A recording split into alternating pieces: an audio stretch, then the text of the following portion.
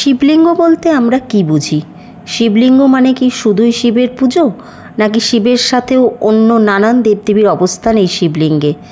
আমরা যে শিবলিঙ্গে জলাভিষেক করি সেটাও কি সঠিকভাবে করে থাকি, না আমাদের অজান্তে কোনো ত্রুটি থেকে যায়?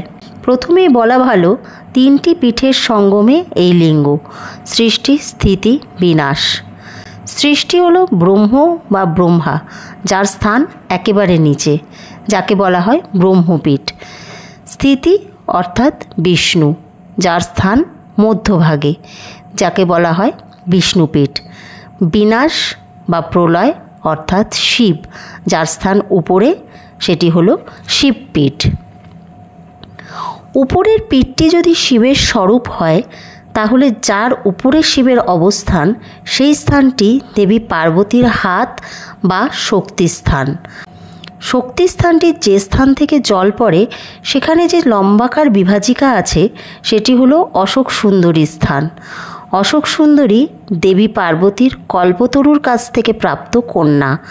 এই অশোক সুন্দরীর ডান দিকে গণেশের স্থান, বাঁ দিকে কার্তিকের স্থান।